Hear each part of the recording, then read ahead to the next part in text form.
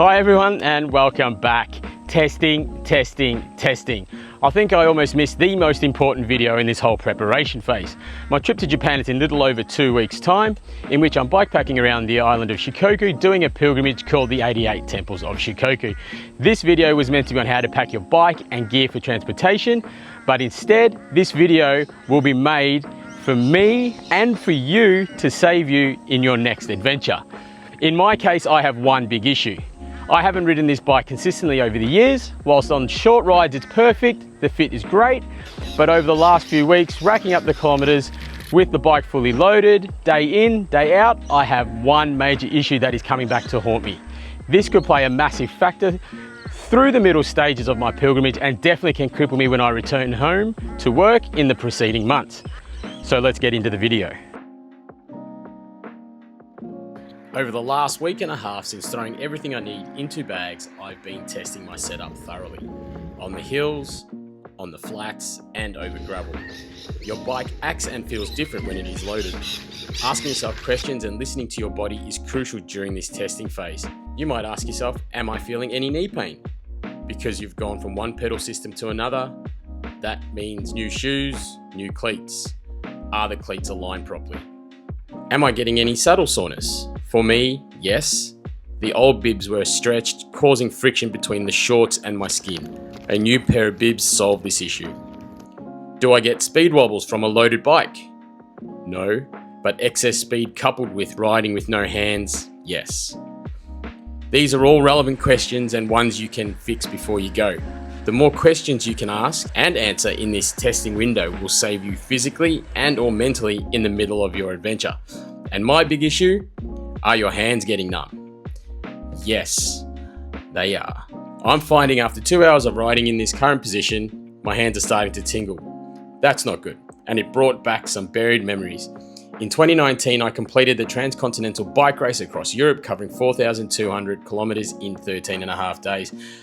That, coupled with a pretty bad bike position, led me to have severe hand issues in the months post-race. Not being able to work effectively as I'm a carpenter, in which hand dexterity is a prerequisite, not even being able to take the cap off the toothpaste, let alone trying to open doors that had round knobs that you had to turn. Life's simple task at that point was quite laughable for about 2 months, till the dexterity in my fingers came back. When I built this bike back up after painting it, I cut the fork steerer so I can slam my stem, making it look cool. But in reality, it's not practical for long rides. My position is now more aggressive, great for racing and short events, allowing you to get more aerodynamic. But the downside is that you are now supporting your upper body with your hands. The extra pressure loading on the palm leads to compression of the nerves that run through your hand, and in which lead to tingling and numbness in the hands and fingers. The good news is that you can prevent it by adjusting your fit, switching up your hand positions, using padded gloves, and keeping a relaxed grip. The issue I have is that I don't have the wiggle room to make major adjustments, not being able to add spaces to raise my stem. As you can see, I've had to ever so slightly roll my bars back towards me to shorten my overall reach. This in turn puts the wrist at a sharper angle, so this is a fail. The good thing about stems is that you can flip them. As you can currently see, I'm running a 110mm stem with a negative 8-degree tilt. I can flip this stem and make it a positive 8-degree stem. This will give me 3 centimeters of height back, which isn't bad. And is probably the best thing about having externally routed cables is that you can change, swap, flip parts with no issue. So let's try it.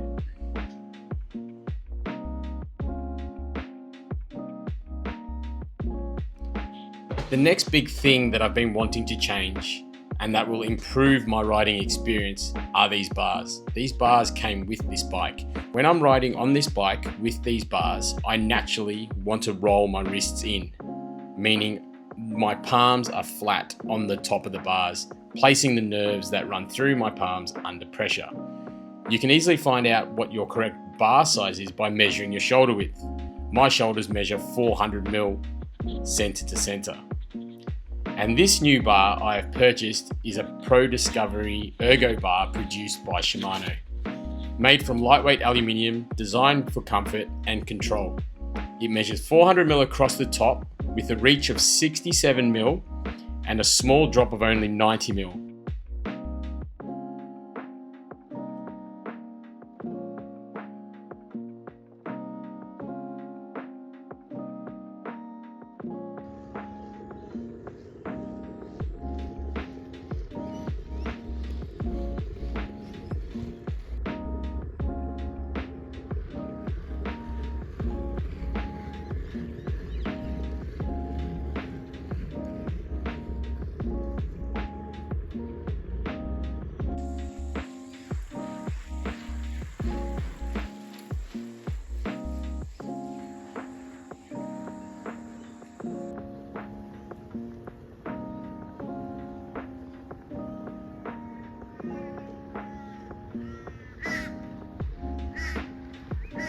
Alright guys, this is the solution to my hand issues. So obviously bar not wrapped yet, I wasn't that prepared, but as you saw earlier, the stem flipped it from a -8 to making it a +8, giving me a rise of 30mm. So that was a big tick for me. I did have another option where I was going to go with an adjustable stem, but this bar and 110mm allows me to clear my knees when I'm out of the saddle, where if I had to shorten this I'd be knocking my knees, so that's why I didn't really want to change. But that 30mm rise is great. And obviously the other issue that I had was the bar width of my old bars. So the bar width of the old bars was a 420. So the 420 bars, subconsciously I was going like this, wanting to put my hands here because the bars were too wide, and because I'll sort of sit like this or a bit further in, I was putting pressure through your nerves of the nerves of your hands, and that was causing the numbness. So what I did, I measured my shoulders, I got the bar that fits. This one here is a 400mm bar. It's got a slight flare out, as you can sort of see. It's not like my old bar just went straight down. What this does, it allows you a little bit more comfort, a little bit more of a natural hand feel. The only other glaring issue is that obviously with the +8° stem, now the computer mount is actually up on that angle as well. But I was thinking about it this morning during my testing ride, is that this now leaves me with options to potentially run a light underneath. So, and do it away, won't do away with the head torch because I need the head torch for camping anyway. But this is the solution to my hand issues. And as you can see, there's a nice little flare out for comfort to give you that more ergonomic wrist feel. So I've been riding for about 2.5 hours this morning. I've only done about less than 40k, but it's all been, I've done a lot of climbing just to see what the bar would be acting like out of the saddle. And it's great. You're just more comfortable position. So this is going to stay. I think the issue that I didn't think I had enough length on the hoses. Where this hose, this here is your front brake. So that comes all the way down. It tucks into the fork.